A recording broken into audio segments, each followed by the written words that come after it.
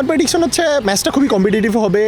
At the end আমরাই জিতবো, Argentina জিতবে, আর আর্জেন্টিনার বুকে আরেকটা তারা যোগ হবে, আমরা 4 স্টার হবো এবার। প্রেডিকশন বলার আগে আমরা বিভিন্ন গণমাধ্যমে দেখেছি সবাই প্রেডিকশন দিচ্ছে যে স্পেনকে একদম জিতিয়ে দিচ্ছে, কিন্তু আমার মনে হয় না এরকম এক পেশে ম্যাচ হবে।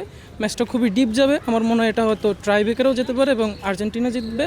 যদি সেক্ষেত্রে আমার মনে হয় যে 2-2 যাবে, তারপরে পেনাল্টিতে যাবে। আর্জেন্টিনা অনেক সুবিধাজনক অবস্থানে এবং স্পেন শেষ পর্যন্ত হয়তো জিতে উঠতে পারবে না, কারণ স্পেনের সাথে আমেরিকার সম্পর্ক বর্তমানে খুবই খারাপ অবস্থায়। অন্য দেশে খেলা হলেও স্পেনের জেতার সম্ভাবনা খুবই বেশি ছিল, কিন্তু এখন খেলা হচ্ছে আমেরিকায়। রাজনীতি সম্পর্ক আছে, মানেন বা না মানেন।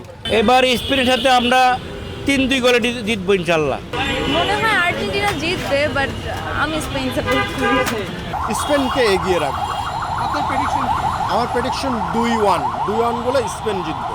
দল হিসেবে স্পেন আগানো, কিন্তু আর্জেন্টিনা যেভাবে রাউন্ড অফ 32 থেকে এ পর্যন্ত আসছে, আমার মনে হয় না আর্জেন্টিনাকে আটকাতে পারবে।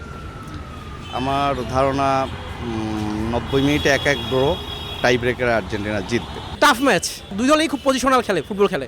আপনি দেখছেন যে ফ্রান্সে যে গতিময়তা, সেই গতিময়তা আটকে গেছে স্পেনের স্লো পজিশনাল গেমে। তো সুতরাং এই ম্যাচ খুব টাফ ম্যাচ, কারণ আর্জেন্টিনারও ওই পজিশনাল গেমই তারা খেলে আর কি। আর যদি বলেন ওই ইতিহাসগতভাবেই আর্জেন্টিনার ফুটবল খেলা শিখেছে হচ্ছে স্পেন, তো এদের খেলার ধাঁচটাও কিছুটা একটা মিল আছে আর কি। টাফ ম্যাচ হবে। আমার ধারণা হচ্ছে 1-1 হইতে পারে আর কি, ফুল টাইমে, এক্সট্রা টাইমে বা আপনার শুট আউটে গিয়ে হচ্ছে রেজাল্ট বের হবে।